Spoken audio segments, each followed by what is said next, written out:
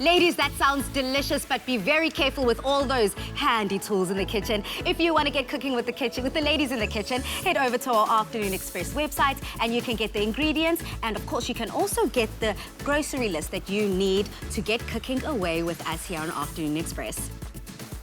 Now, South African superstar and much-loved actress, TV presenter Zakeeya Patel graces us this afternoon with her radiant presence. A career-driven woman who is also a wife tells us more about moving to the US and attending the Golden Globes. Welcome back to the show, Zakeeya. Oh, Palis, it's so good to be in South African homes. I miss you guys so much. We miss you too, but you are flying our flag very high, so stay right where you are and make us proud. Yesterday was Africa Day, so I'm sure, girl, you were feeling, far away from home a bit more than normal.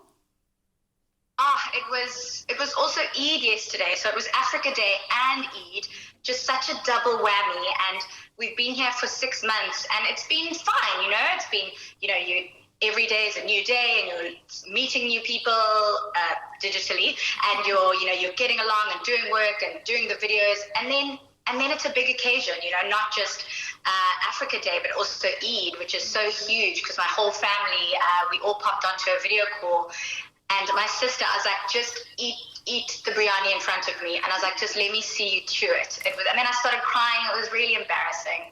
No, that's not embarrassing. That's touching, Zakeeya. Those are the stories that we love to hear. How people from different ends of the world can come together and almost feel like they're sitting next to each other. That's the love and the beauty that you share as a family. It was Eid, so to all of our viewers that celebrated Eid, a very happy Eid. We love you. We support your families. And as part of your family on Afternoon Express, we definitely had a plate at that table. Now, Zakeeya, girl, I also saw you preparing for Eid on social media. You had your little warm-up situation, getting ready to eat.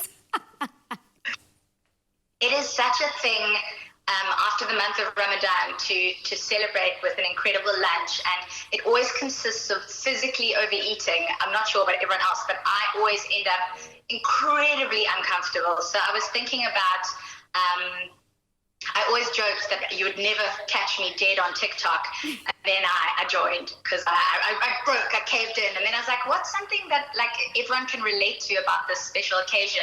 And I was like, oh, the overeating and the discomfort, and then I was like, oh my gosh, I'm always seeing that auntie who kisses with too much open mouth. I love that. Those are just they're so good, you have to talk about them. So I literally just popped my phone on a tripod and shot this ridiculous video in all my husband's clothes because I wanted to look like a boxer in like silk shorts and like oversized hoodies and stuff. I mean, I just looked like a child, but I mean, people got the point. The comedic genius was out of this world. I loved it, girl. That smile kiss to the aunties took me over the edge. Brilliant. Comedic genius. Love it all. Now, you are overseas and you're very far from the family and friends on a very serious note. I'm sure a lot of South Africans and people globally can relate to this, where they're separated miles and miles away from their loved ones during the pandemic. So what do you have to say to people that might feel alone, isolated, and like, I don't know what to do, kind of purposeless? Firstly, I'd say call your granny. Or any one of the older people in the generations, because I think they are some of the loneliest people. I mean, at the best of times, we often forget them, and at the worst of times, they are now really alone, and they are most at risk in this pandemic. So I think that even if it's a neighbor who's a little bit older, who's at risk, even if it's just someone who's younger but has maybe immune issues or respiratory problems, give them a ring and ask if they're okay, and if you can, maybe go to a shop for them.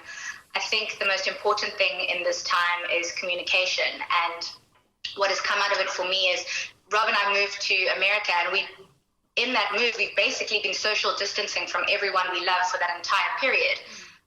And then this all happened, and the upside is that the world started communicating in a much, much, much more effective way with all these video chats and group chats, and we weren't utilizing those for the first 3 months of being here. And when this all came about, people started really using those tools, and now Rob and I do yoga with our parents every Saturday and Sunday morning.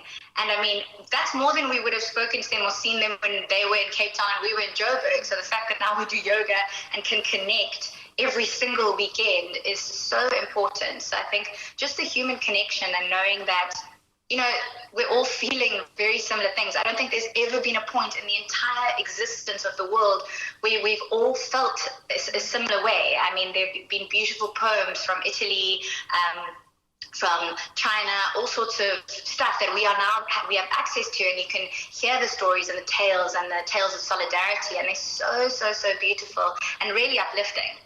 It is uplifting. Hearing you speak, girl, is uplifting too. I miss you. All that warmth and that...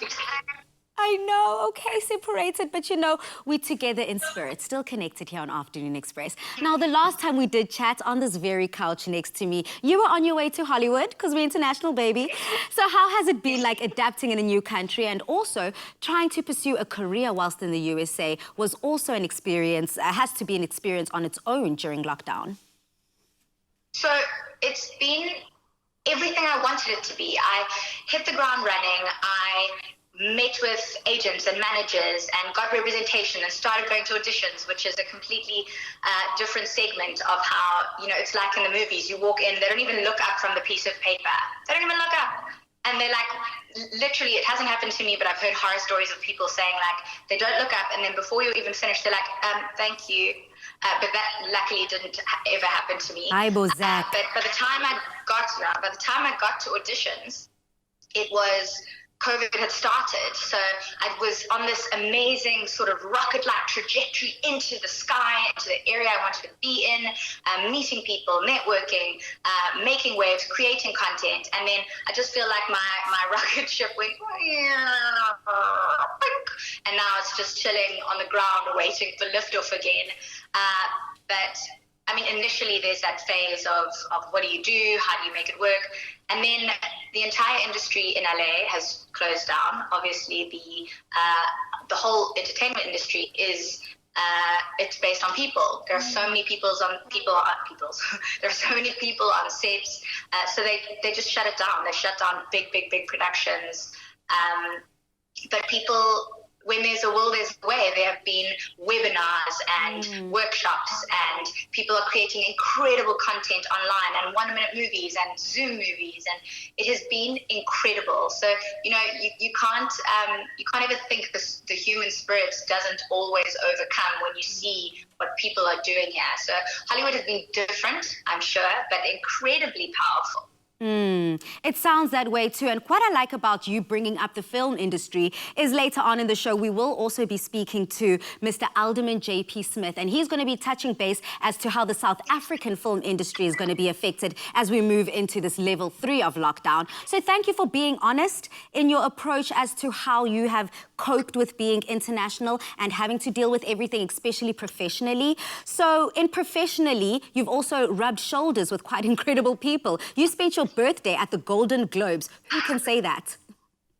Who can say that? I hadn't been here for 2 months, and one of my very good friends is a South African who's now in LA, Jodie Balfour, and she has a new show on a streaming network here, and she had a +1, and she said, Zach, come meet the industry. And I was like, what am I going to wear? But because I knew that at some point very soon I was going to be walking a red carpet in my limited amount of clothes, and by that I mean 3 full suitcases of clothes I brought.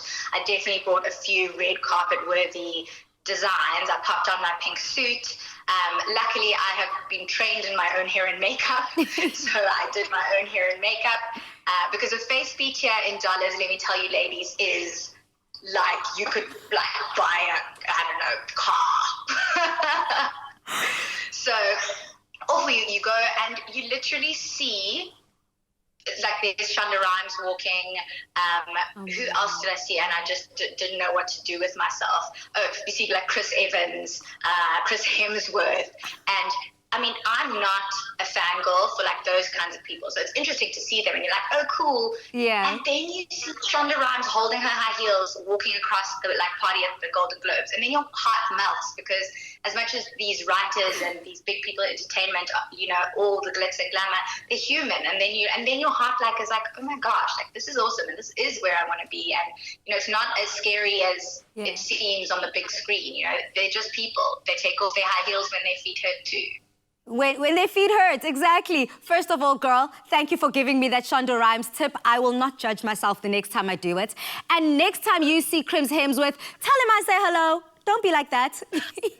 Honey, I'm not talking about you when I meet him.